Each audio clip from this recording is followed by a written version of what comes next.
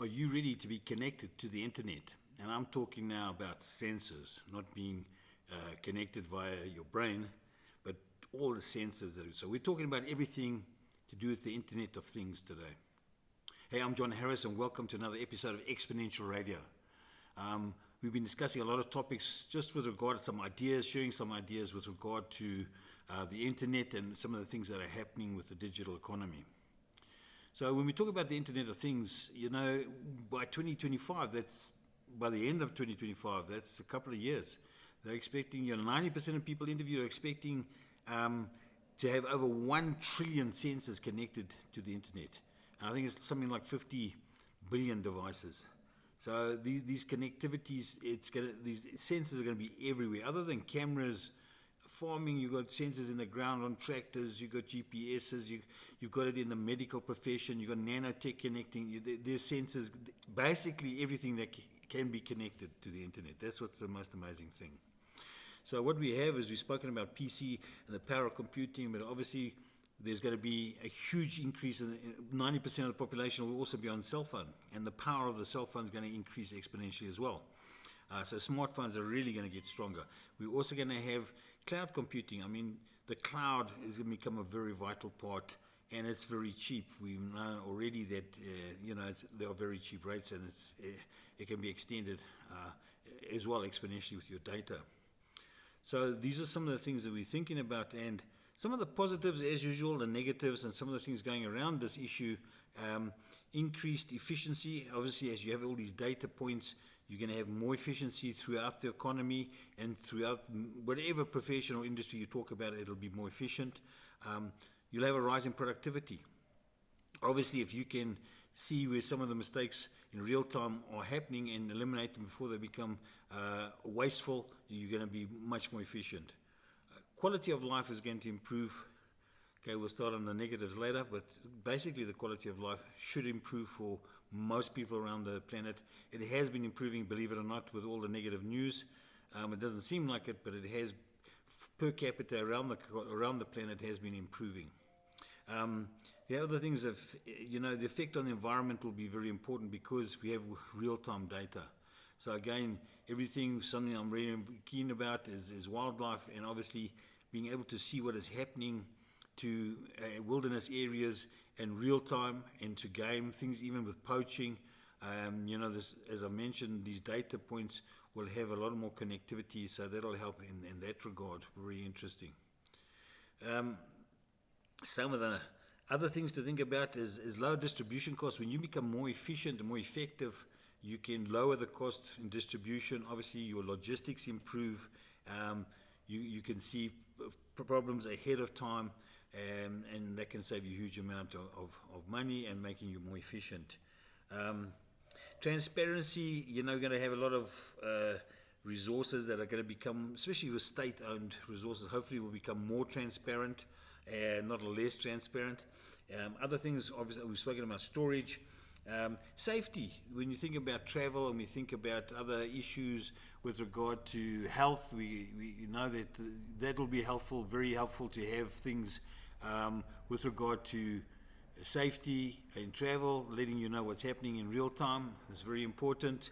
And some other things to think about are the change, the shift in labor markets, being able to use other markets to take part in economies, the labor forces. That'll also impact a lot more people around the globe to be able to become self-sufficient. Real-time communications, products connected to information. So all your products out there are going to be connected in one way or the other to information. The digital twin prediction. So you have the ability now to mirror image real scenarios with digital scenarios, and a lot of it helps when you talk about NVIDIA and you talk about warehousing, etc., when they can do and look at bottlenecks with digital information, and that helps tremendously sort out your flows, your workflows, and so forth. The environmental perception to be part of new businesses. We've spoken about other environment, but there'll be a whole lot of new business linked to being smart and shared information. Some of the negatives, again, we talk about privacy. So we know there's a really big issue around legislation and privacy and the role of governments, but we've seen these global institutions trying to take shape, which is worrying, but hopefully there will be some kind of balance in the future to the individual's right to privacy. Job losses will be another one, and I know there's a big debate on this, but if you look far enough down the track, RCA's work is becoming redundant. The same as if we look back now in the industrial age, and we look at kids doing chimney sweep and mining and things, and when that was eliminated, and before that, farming, everything, hunting and gathering, everything by hand is all being eliminated slowly but surely. So work itself, I think, will be eliminated. What we'll do and how we'll structure our time will become very, very important. Some of the other things, obviously hacking is a really big issue between terrorism and other role players that have got bad intentions. So hacking is going to have to be seriously looked at, and cybersecurity is going to become a really big issue. Another thing that's happening in the meantime is the complexity. I don't know if you notice how complicated things have become, how much information is required to do anything, how many documents you have to fill out to do anything. But that will start to be eased as biometrics and AI kick in. Again, we'll have to look at what the implications are when it comes to privacy. Other things to think about. There's going to be shifting in the business model, and it's in the world that I'm involved in exponential organizations. So those models are going to change. You're not going to staff on demand, leveraged assets instead of owning machinery and properties. Things like that are going to start to say people are in the shared economy. So the value of data is going to be shared. Every business will basically become a standard or software solution as a solution. So they will become basically digitized. And people will be selling data. Again, we have to talk about whether it's permitted or permissible or how it's going to be controlled. But the sale of data, if it's not to do with humans, if it's to do with climatic conditions, you can imagine cocoa around the world, data sensors in the soil, knowing how wet it is, what the production is going to be, and future pricing of cocoa, things like that. Privacy was mentioned, knowledge of automation. So things will get more and more automated.